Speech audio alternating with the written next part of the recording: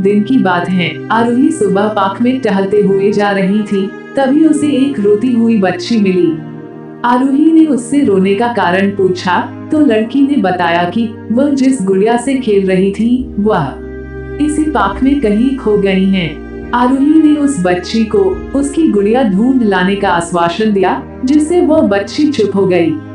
आरोही ने गुड़िया ढूंढने के लिए समय मांगी और फिर दूसरे दिन गुड़िया लाने का वादा करके वहां से चली गई। पर गुड़िया न तो आरोही को मिली और न ही उस बच्ची को। आरोही ने गुड़िया की तरफ से एक काल्पनिक पत्र उस बच्ची को लिखी और जब वह बच्ची पार्क में गुड़िया पाने की आशा में आई तो आरोही ने वह पत्र उस बच्ची को पढ़कर सुनाया। पत्र इस प्रकार था, कृपया रोना मत, मैं समय समय पर उस गुड़िया के बारे में तुम्हें लिखती रहूंगी, बस तुम रोना मत। अब आरोही रोज उस खोई हुई गुड़िया की तरफ से काल्पनिक पत्र लिखने लगी और लगभग रोज ही उस बच्ची को पढ़कर सुनाती, जो कि यात्रा का काल्पनिक वर्णन हुआ करता था। आरोही ने इस काल्पनिक लेकिन रोचक वर्णन ने उस बच्ची को रोने नहीं दिया। वो खुशी खुशी अपनी गुड़िया की घुमक्कड़ी के किस्से सुनाने लगी। अब वो खुश रहने लगी। एक दिन जब काफी कहानियां हो गई तो आरोही ने एक दूसरे गुड़िया उस बच्ची को लाकर दी। जाहिर है वो गुड़िया बदली हुई थी।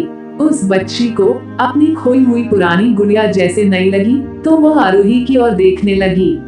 आरोही अनजान बनते हुए गुड़िया में चिपकी एक चिट को निकाल कर पढ़ने लगी।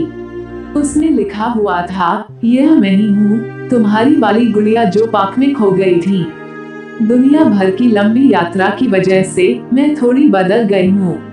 बच्ची को इस गुड़िया और आरोही पर विश्वास हो गया। वो गुड़िया लेकर घर चली गई। वर्षों बाद जब वो बच्ची बड़ी हो गई तो एक दिन वो अपनी अलमारी में कुछ ढूंढ रही थी तो उसका ध्यान उसी गुड़िया पर गया जो आरोही ने उसे दी थी। बचपन की बातें याद करके वह हंसने लगी। उसे सब समझ आ चुका था कि आरोही ने कैसे उसका मन रखा। उसे उस गुड़िया पर फिर प्यार आने लगा। वो उसे बड़े गौर से देखने लगी। तभी उसकी नजर गुड़िया की फ्रॉक की आस्तीन में छुपे एक छोटे से पत्र पे गई। उसने बड़ी बेकुलता से वो पत्र निकाला और पढ़ने लगी।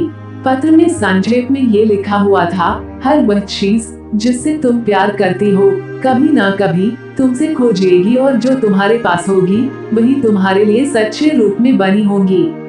रूप भले ही भिन्न होगा पर प्यार एकदम खालिस होगा।